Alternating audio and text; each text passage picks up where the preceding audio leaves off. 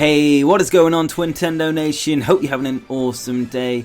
Now today we got the final Pokemon Sun and Moon trailer. It was exciting. We got the final starter evolutions. We got a few new interesting things like the battle tree and other awesome things like the Guardian Deities. However, I believe there are a few things that some people might have missed in these trailers. And when I say trailers, I also include the Japanese one because there was a bit more shown off in that as well. Now before we start today's video, question of the day to you guys. What was your favourite thing in today's trailer? Was it the starter evolutions? Was it the battle tree? Let me know in the comment section below. And also I'm giving away a copy of Pokemon Sun and Pokemon Moon. I'll talk about that at the end of the video, so just sit back, relax and enjoy it. But anyway guys, let's start off with the first thing you might have missed. So today we got a good look at all the Guardian Deities of the Alola region. So as we know, we have Tapu Koko, then we saw Tapu Lele, Tapu Bulu and Tapu Fini. Now there are some things that they didn't show in the English trailer, so unless you've watched the Japanese trailer, you probably haven't seen this. So as you know, Tapu Koko can put its arms together and look like a bird. Well, the other three Guardian Deities can do the same, and this is what it looks like. So Tapu Lele looks like it's a snail. I can't decide on this one, this is the only one I can't really decide on. Its description on the website does mention it has a shell, so to me it seems like a snail of some sort, so let me know in the comment section below. Then there's Tapu Bulu, which is obviously a bull. Then there's Tapu Fini, which looks to be either a dolphin or swordfish. It's kind of split the community. It honestly looks like both, but probably looks a bit more like a swordfish in my opinion.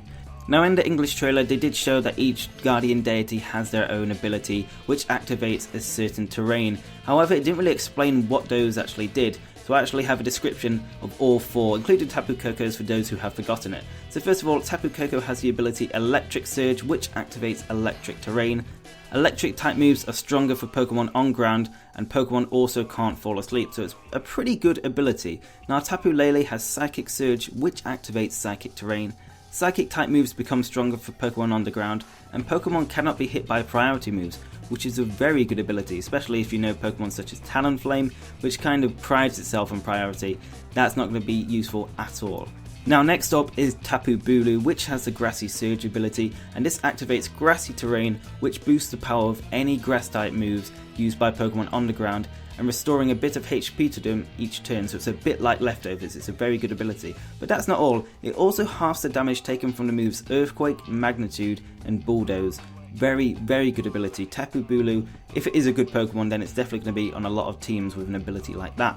And finally we have Tapu Fini, which has the ability Misty Surge, which activates Misty Terrain, which halves the damage taken by Dragon moves for Pokemon that are on the ground, also prevents status conditions and confusion. Again, a very good ability. So now that you know the Guardian's typings and abilities, let me know in the comments below which is your favourite one still.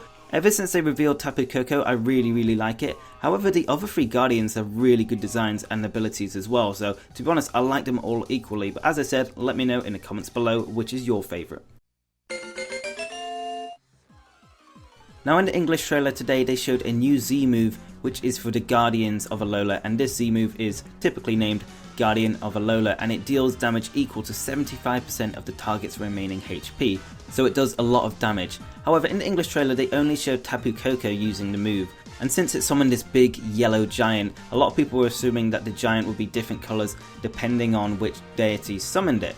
However, that is not the case unfortunately. As we can see from the Japanese trailer, the giant isn't colour coded to specific deities, it just stays yellow, which is a bit disappointing because obviously Tapu Koko blends quite well with it. As you can see, it's got a yellow head and a yellow body. However, the others won't really match it in colour, and I think that's why they showed Tapu Koko only on the English trailer using it. Now although this hasn't been officially confirmed, it does seem likely that the giant will just stay yellow, as it is a unique Z move for all of them. However, you never know, it could change colour, but by the looks of it from the Japanese trailer, that's not going to happen.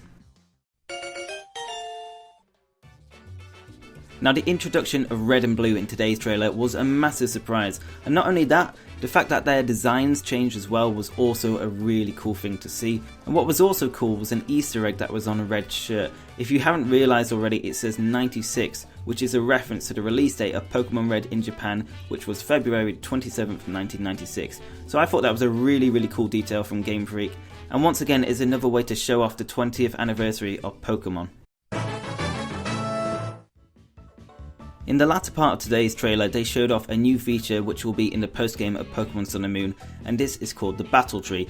Now the Battle Tree is very similar to past Pokémon games which have had the Battle Tower, and it also reminds me of Pokémon Colosseum's Mount Battle. However, the really cool thing about the Battle Tree is that you can fight famous trainers such as Cynthia and Wally. Not only can you fight them, but you can also scout them so they can help you in double battles later on. But what's even cooler than that is that they'll actually follow you around when you're at the Battle Tree and outside the entrance. What I like about this is that they don't just randomly appear out of nowhere when you do battle with them, they actually follow you and go into the battle tree with you. It's just really good attention to detail from Game Freak, and I just can't wait to enter the battle tree when I reach the post story in Pokémon Sun and Pokémon Moon.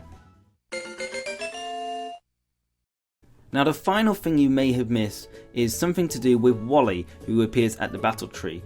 Now this was pointed out by Aura Guardian, and it's a pretty good spot to be honest. So when Wally throws out his trusty Gallade, it's in an Ultra Ball, which might not sound weird. However, we know Wally caught his Ralts in a Pokeball, and I'm pretty sure Pokemon can't switch Pokeballs. So what is the deal with that? Is it a different Gallade?